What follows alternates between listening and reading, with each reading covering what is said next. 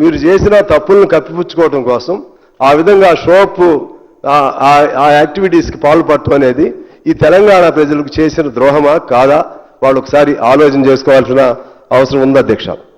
ఈ సందర్భంగా కొసరాజు గారు ఆ రోజుల్లో రాముడు భీముడు అనే సినిమా వచ్చింది అధ్యక్ష.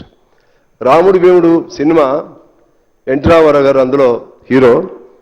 అప్పుడే నాగార్జున సాగర్ నెహ్రూ గారు శంకుస్థాపన చేస్తూ ప్రాజెక్టులు ఆధునిక దేవాలయాలని చెప్పి చెప్పటం, ఆ సందర్భంగా దాన్ని పిక్చరైజేషన్ చేస్తూ నాగార్జున సాగర్ ప్రాంతంలో ఒక పాటను చిత్రీకరించారు అధ్యక్ష. అందులో దేశము మారిందోయ్ కాలము మారిందోయ్, కొండలు కొట్టి కొట్టి డ్యాములు కట్టి కట్టి నేలను మలిపి మలిపి చాలను తడిపి తడిపి కష్టాలు తీరేనోయ్ సుఖాలు నీవేనోయ్, ప్రతి కష్టజీవి రక్తబొట్టుకు.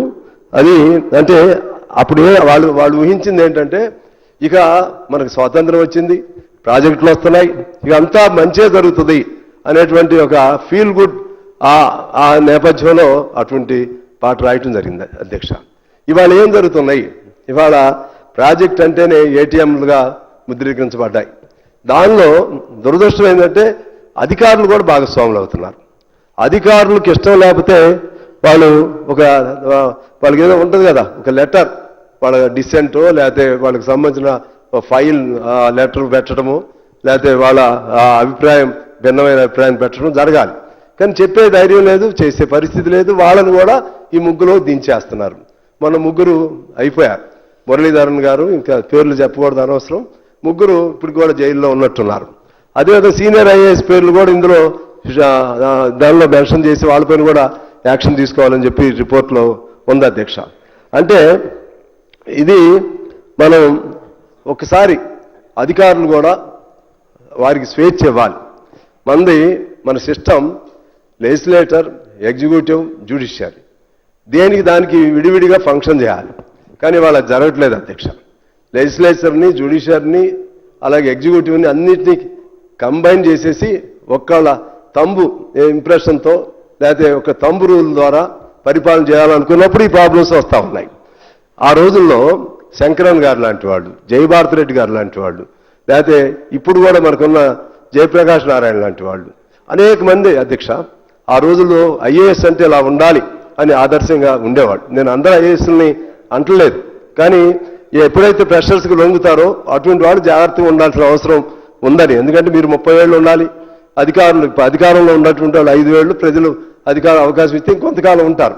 కానీ ఇవాళ ఆ విధంగా లేదు అధ్యక్ష. అందువల్ల అదేవిధంగా ఇంజనీరింగ్ కూడా చూస్తే సర్ ఆర్థర్ కాటన్, లేకపోతే మోక్షగుండం విశ్వేశ్వరయ్య, ఎటువంటి మహానుభావులు ఆ రోజుల్లో గుర్రాలు ఎక్కి తిరుగుతూ ఎక్కడ ఏది అవసరం ఉందో తిరుగుతూ ఆ విధంగా చివరికి ఆయన మన సర్ ఆర్థర్ కాటన్ దుమ్ముగూడు ఆ ప్రాంతం వచ్చినాక లేకపోతే ఇచ్చెంపల్లి ప్రాంతంలో చివరికి ఆ దోమలు దీనికి బలై మరణించాడు అధ్యక్ష సర్ ఆర్థర్ కాటన్. అది అంకిత భావం. కానీ ఇవాళ అదేమీ కనపట్లేదు. అందువల్ల ఈ అన్ని అంశాలని మనం పరిగణలో తీసుకుని దీనిపైన చర్చిస్తే బాగుంటుంది అనేది నా అభిప్రాయం. దీనిలో భాగంగా కొంతమంది అంటున్నారు మేడిగడ్డ ఒకటే కదా పోయింది, దాన్ని వెడగొట్టి చూస్తే ఇంతే కదా దాని ఖర్చు.